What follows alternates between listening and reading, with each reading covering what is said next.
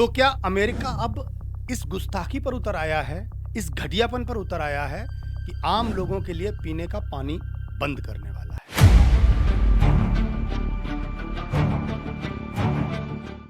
जी हाँ, ईरान के विदेश मंत्री सैयद अब्बास अरागची ने एक्स पर लिखा कि अमेरिका ने केशम द्वीप के जो वाटर प्लांट था, यानी जो आरओ सिस्टम था, उस पर हमला किया है, जिससे 30 गांव कनेक्ट थे। अब 30 गांव को जब पानी नहीं मिलेगा तो क्या होगा कि जो जनता है वो सरकार पर दबाव बनाएगी। तो अमेरिका अब पूरी तरह से एक बहुत ही निचले स्तर का युद्ध करने पर उतारू हो गया है। जो उसकी मंशा है कि ईरान में तख्ता पलट हो जाए, रिजीम चेंज हो जाए, वो उसका मंसूबा पूरा हो जाए। आइए इस खबर पर हम विस्तार से चर्चा डालते हैं। सबसे पहले तो ये जानने की कोशिश करते हैं, ये जो केशम द्वीप है ये है कहाँ। तो ये जो हार्मुज स्ट्रेट है, जो जलडबरू मध्य, जहाँ से जो ईरान का रास्ता है, पूरे देश दुनिया का 20% तेल का मार्ग है, उसी के नज़दीक ये केशम द्वीप है। और ये केशम द्वीप आप ऐसे समझ लो कि जैसे अपने यहाँ आरओ होता है, तो हम लोग टंकी से पानी लाते हैं, उसको आरओ के माध्यम से स्वच्छ करते हैं, फिर पीते हैं। चूँकि जितने भी अरब कंट्रीज़ हैं वहाँ ज़मीन के नीचे ज़्यादातर तेल है, तो पानी की बहुत ज़्यादा कमी है।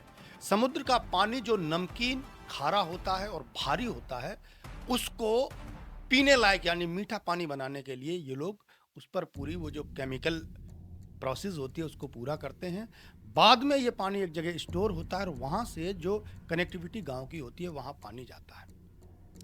तो पानी के लिए जो लड़ाई है वो बहुत ही निचले स्तर की लड़ाई है। आप किसी के खाने का सामान ना जाने दें, आप किसी को पानी पीने के लिए तरसा दें, तो फिर वो लड़ाई बहुत ही जटिल और बहुत ही निचले स्तर की हो जाती है। अब सैयद अब्बास अरागची इस तरह के आरोप लगा रहे हैं, लेकिन उन्होंने ये भी कहा है कि इस तरह की घटिया हरकत के परिणाम बहुत ज़्यादा खतरनाक होंगे। तो आइए सीधे सीधे हम लोग आज की बात करते हैं कि आज 7 मार्च की रात को जो अमेरिका ने धमकी दी थी कि हम एक ऐसा हमला ईरान पर करेंगे कि सदियों तक ईरान याद रखेगा, तो ये हमला क्या था और इस हमले की क्या सच्चाई है। तो सीधी सीधी बात यह है कि रात के लगभग यानी 7 मार्च की शाम को 7:30 बजे अमेरिका ने अपने अटैक शुरू कर दिए। और ये जो अटैक थे वो उनके जेट प्लेन, जो एयरक्राफ्ट हैं, उनके ज़रिए और मिसाइल लॉन्चर्स के ज़रिए किए गए। कई जगह जो रिहायशी इलाके थे, तेहरान के साथ साथ और भी आसपास की जगह थी, वहाँ पर अमेरिका और इजराइल ने मिलकर बड़े हमले किए। और उन्हीं बड़े हमलों के बीच एक हमला ये भी था कि वाटर सप्लाई थी उसको प्रभावित कर दिया जाए। तो ये जो लड़ाई है ये एक तरह से बहुत ही निचले स्तर पर चली जाती है। सैयद अब्बास अरागची ने कहा कि इस घटना के बाद यह युद्ध दूसरे चरण में पहुंच सकता है, यानी ये युद्ध और ज़्यादा खतरनाक हो सकता है, क्योंकि इस युद्ध को अमेरिका ने और ज़्यादा खतरनाक बना दिया है। 10:30 बजे तक अमेरिका का अटैक हुआ। 10:30 बजे के बाद ईरान ने जवाबी हमला शुरू किया और ईरान की सेना ने बहरीन में अमेरिकी अल जुफैर बेस पर मिसाइल दागे और ये बताया कि ये जो केशम प्लांट था उस पर जो अमेरिका ने हमला किया है उसकी जवाबी कार्रवाई है। हालांकि अमेरिका ने स्पष्ट रूप से इस बात की पुष्टि नहीं की है कि हमने हमला किया। उसने ये कहा कि जो स्टेट ऑफ हार्मुज है उसके आसपास हमने हमला किया था, तो हो सकता है कि धोखे से कोई मिसाइल उस प्लांट से टकरा गई है। देखिए, ये डर्टी गेम युद्ध में अक्सर खेला जाता है। अमेरिका जिस तरह से सार्वजनिक रूप से ये बात कह चुका है कि युद्ध में कोई नियम नहीं है मेरे लिए, युद्ध का मतलब होता है जीतना। इसका मतलब है कि ये किसी भी लेवल तक जा सकते हैं, यानी ये वो लोग हैं जिनको हर हाल में जीत चाहिए। आप अगर उसके पिछले 15, 20, 25, 30 वर्षों का इतिहास देखेंगे तो ये लोग भूखे भेड़िए हैं। इनका वर्चस्व जहाँ कहीं कम होता है ये लोग पागलों की तरह उस जगह पर टूट पड़ते हैं और उस जगह को निशाना बनाते हैं और साम दाम दंड भेद एन केन प्रकारेण पूरी ताकत लगा के निचले से निचले स्तर पर उतरकर किसी भी तरह से युद्ध जीत लेते हैं।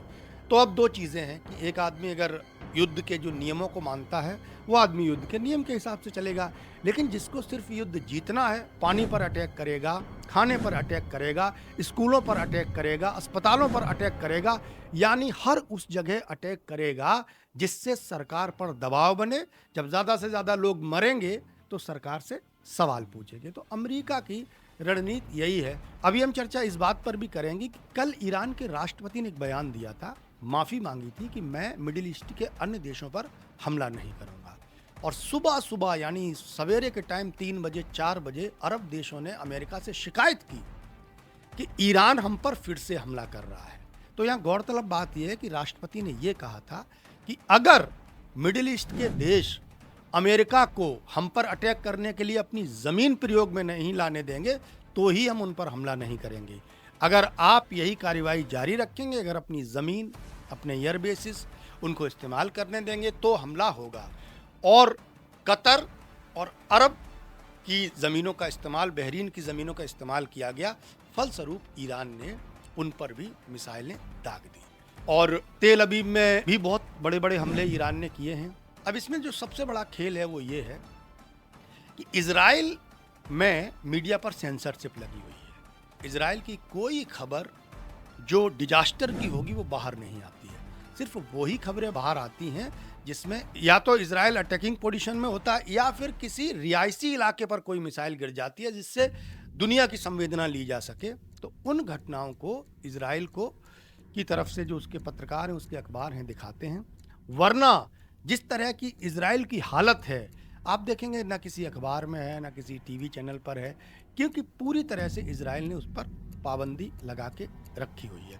दूसरी तरफ ईरान ने CNN को, अल जजीरा को और भी कई सारे लोगों को इजाज़त दी है कि आप हमारे यहाँ की जो खबरें हैं वो दुनिया तक लेके जाएं। तो इस तरह खाड़ी के देशों में उसने UAE, सऊदी, कतर, कुवैत में कुछ मिसाइलें दागी हैं और इन मिसाइलों के दागने से ये युद्ध और अधिक विस्तार ले सकता है। तो मोटी मोटी बात यह है कि अमेरिका ने कई जगहों से कमर तोड़ना चाहता है। देखिए, पहली बात तो ये है वो उसके एयर बेसिस तबाह करना चाहता है। उसके लिए अमेरिका का जो बॉम्बर 2 है, इजराइल की जो मिसाइलें हैं वो लगातार ईरान पर बरसती ही रहती हैं। दूसरी बात यह है कि अमेरिका जो है, जो लॉन्च पैड्स हैं जहाँ से मिसाइल ऑपरेट होती है, उनको ख़त्म करना चाहता है। तीसरी बात यह है कि वो उसका जो ऑयल है जिससे ईरान की अर्थव्यवस्था चलती है उस पर अटैक करना चाहता है ताकि उसकी कमर टूट जाए। हालांकि ईरान ने भी आज की रात यानी 7 मार्च की रात इराक में जो अमेरिका की बहुत बड़ी तेल रिफाइनरी थी उस पर बहुत ज़ोरदार हमला किया और उसको पूरी तरह से बर्बाद कर दिया है। तो कुल मिला के बात यह है कि न तो ईरान झुकने को तैयार है और अमेरिका तो झुकेगा ही क्यों, क्योंकि उसको लगता है कि आज नहीं तो कल वो ये युद्ध जीत ही लेगा। लेकिन बात सिर्फ युद्ध की नहीं है, बात मानवता की भी है। दुनिया के लोग अगर ये बात नहीं समझेंगे तो आने वाले समय में ये हमला उनके देश पर भी संभव हो जाएगा। ये बात समझनी चाहिए कि आप जब कुछ गलत होता है तो उसके खिलाफ ट्विटर पर, फेसबुक पर, इंस्टाग्राम पर, सोशल मीडिया पर ज़्यादा से ज़्यादा लिखें, ज़्यादा से ज़्यादा प्रतिरोध करें। जब ज़्यादा प्रतिरोध होगा तो सत्ताओं पर दबाव बनता है, उसको लगता है कि दुनिया में मेरे खिलाफ हवा बहने लगी है, तो शायद ये लोग दब जाते हैं। लेकिन है क्या कि लोग ज़्यादातर धर्म के नाम पर, देशभक्ति के नाम पर उन तमाम सारी बातों का समर्थन कर देते हैं जिनका समर्थन मानवता के हित में कभी हो ही नहीं सकता। आप ऐसे समझिए, एक अच्छा आदमी है, जो अच्छा आदमी होगा उसकी सोच अच्छी होगी, वो समाज को जोड़ने का काम करेगा, वो लोगों से मिलने का, लोगों को आसपास खुशियां देने का काम करेगा, लोगों को मजबूत बनाने का काम करेगा। और जो एक बदमाश है, जो एक शिकारी है, वो क्या करेगा?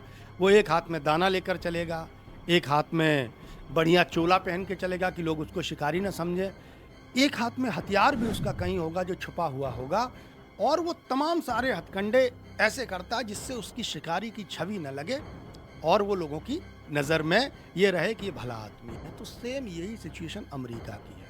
वो बुरे से बुरा काम कर रहा है लेकिन पूरी दुनिया का समर्थन भी जुटाता जा रहा है।